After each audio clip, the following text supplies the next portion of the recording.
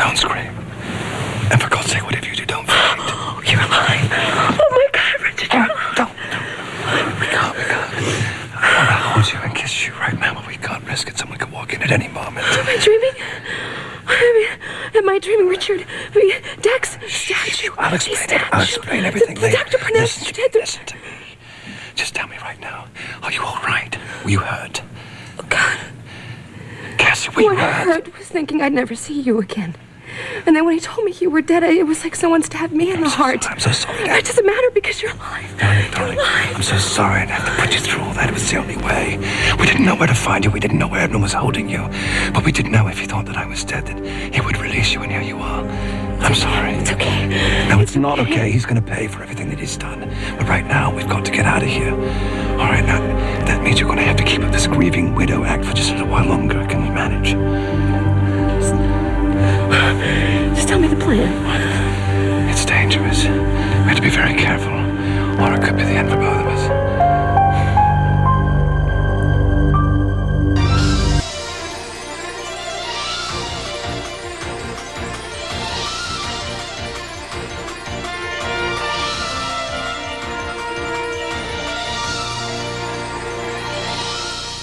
All right, once we're en route to the cathedral, I'll get out of this bloody thing. What about the driver of the hearse? The driver is on our side, okay? He's in on it, and so is your driver. Okay, go ahead. Sorry. All right, once motorcade arrives at the cathedral, Dax will be there. He'll help you out of the car, and then he'll start leading you towards the steps. And then? And then you'll faint. Now you have to give an Academy Award-winning performance. And once all the focus is on you, I'll get out of the hearse and slip into the limousine. You're going to have to be out for a good minute. I can do that. All right.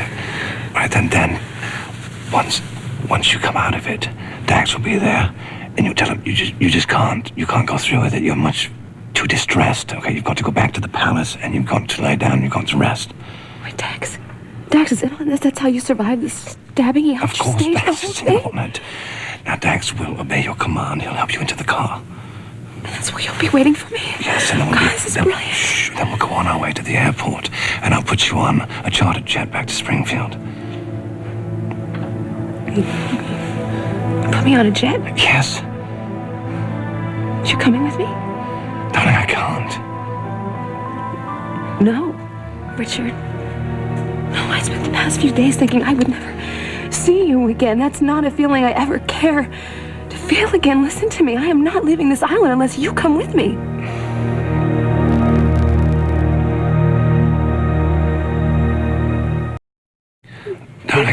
Darling, stop it. We're not going to be apart for very long.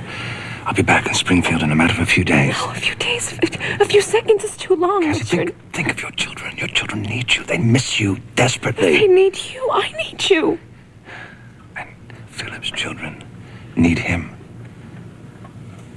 I promised Philip that I would help him get Lizzie and James, and Beth, for that matter, out of here. Now, you wouldn't want me to break a promise like that, would you? What I want is to put my arms around you again.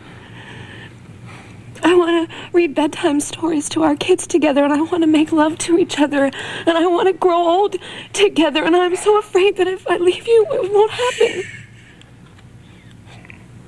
I had the same fear when we had to leave you on that bloody beach. But I know you were alive. I could feel it. I believed that I would see you again. And believing that was the only thing that kept me going. Same for me. So we were right to believe. You've just got to hold on. You've got to keep the faith just a little while longer. I'll come back to you, I promise. And we'll never be apart ever again. Now please tell me you understand. Cassie. You do what you have to do. I love you. I love you so much.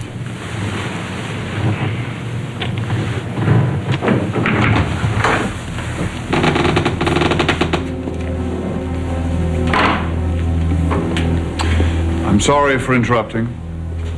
The mourners are waiting. It's time to take Richard to his final resting place.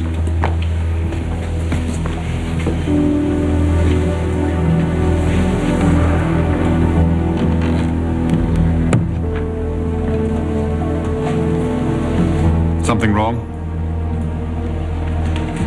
Something wrong. My husband is dead and my children are fatherless. San Cristobel is stuck with you, but no, Edmund, everything's peachy. Good, because there's been a slight change of plans. Beth is under the weather and won't be coming to the funeral with us, which means I'll be riding with you to the cathedral alone.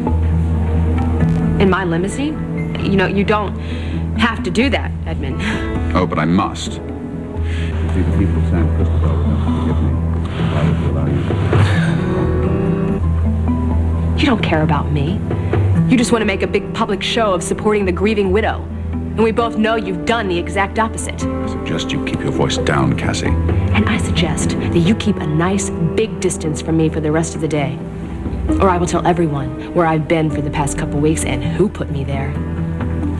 You do, and you'll never see your children again. Now, shall we?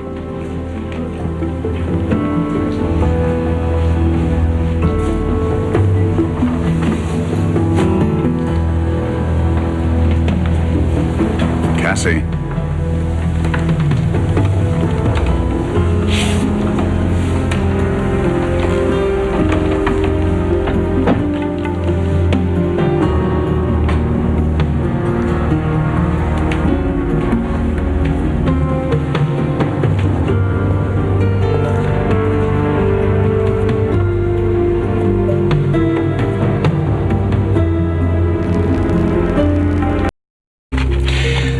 Okay, 1,500 hours. Now our backup should be moving into position here and here. And Richard and Cassie should just be arriving at the cathedral. Assuming she didn't faint when she saw him alive and nothing happened to her en route. Well, you're such an optimist. Just covering our bases, that's all. All right, as soon as Richard makes the switch and Cassie's safely on her way, he's going to call us, right? Either him or Dax. When you move in with your men and we get my children. As fast as humanly possible. A few hours, my kids will be on their way home. With any luck, so will Beth.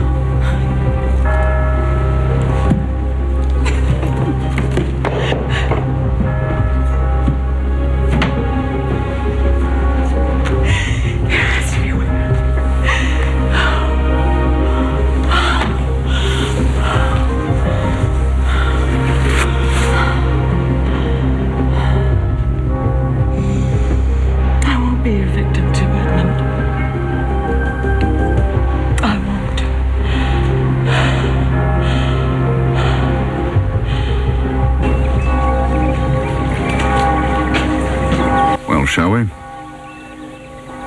I'd like a moment to compose myself. See, everything's going. Yeah, so far so good. Don't help her out of the car. I'll do it.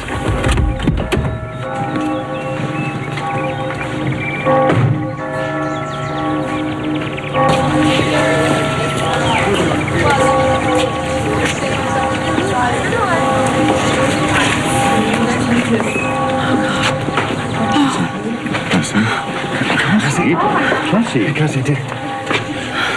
She's fainted dead away. Cassie. Cassie.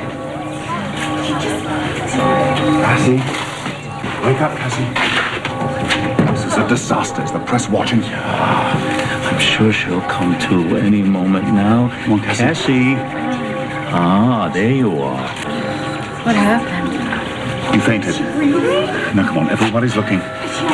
Back up on your feet. No, I can't. I don't feel good. I need to go back to the palace and lie down, Dad. Of course. Absolutely not. But, sir, can't you see clearly she's in no condition? Dax, I need her here with me. Come on, just make it through the service. There you go. I can't do this. It's too much. We had an It's too much. agreement. Cassie.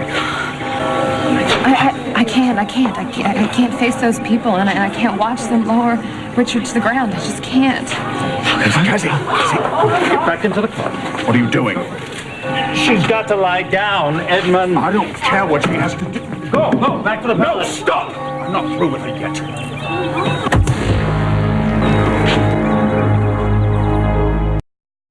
Edmund, don't. The press are watching. If you pull Cassie out of this car now, you'll look like an insensitive bully. Precisely the picture you don't want to present. The service, You will continue as planned. You will stand over your brother's coffin, stoic and alone, a picture of grief. No, absolutely not. Cassie has to be by my side, especially now that Beth can't be. The people must see that those closest to me support me. Nah, can't you see? Cassie is of no use to you. She's physically ill. Yes, well, we all have our cross to bear, don't we? So after the service, she can break down to her heart's content. Right now, she's going to suck it up, get out of that bloody car, and do what has to be done. Driver, unlock the door. Edmund, let me be. Come out of this car, now. No. Cassie, you made me a promise. And I have done everything I can to keep it. But I can't. What are you gonna do? Are you gonna drag me out of this car and rough me up? I'd love to see the paparazzi get a picture of that, Edmund. Driver, take Mrs. Winslow back to the palace.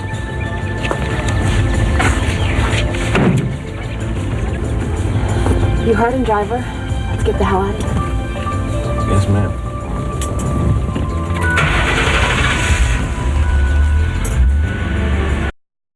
Please tell me you've reconsidered and come back to Springfield with me, Richard. I'm going to be there before you even miss me. It's not true.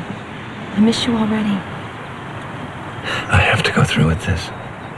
We have to save Lizzie and James and Beth and this whole bloody island, for that matter, from Edmund. Okay, then I'll stay and I'll help you. And what if something happened to you? What if something happens to you? How would I explain to your children, to Tammy and RJ, that their mother is in danger yet again? You're getting on that plane if I have to knock you out and carry you on there myself. Do you remember when we first met? I boarded your jet to give you hell, and before I knew it, we were airborne. Yes, I seem to recall that you threatened me with kidnapping charges. Well, you did kidnap me that day. You captured my heart, and it's been yours ever since. And I know how lucky I am. Which is why I'm going to come back to you very soon. There's a couple of men outside, 2 guards. They're going to show you onto the aircraft, and they'll make sure you have everything you need, all right? All I need is you. Please come home to me and Tammy and RJ. Please, promise me. I promise.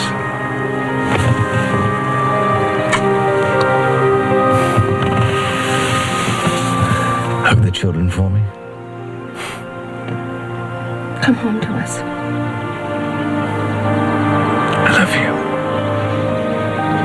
I love you more.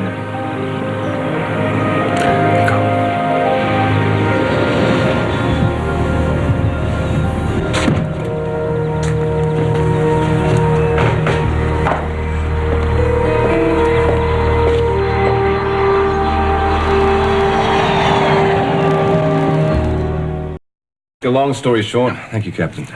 We managed to get to the airport, and I watched our men put Cassie onto the aircraft with my own eyes. So she's safely on her way? Yes. Okay. One small glitch at the cathedral. Edmund nearly found this out, but Cassie and Dax were thinking quick on their feet, and we managed to avoid disaster. Great. Phase 1 completed. Let's move on to phase 2. Yes.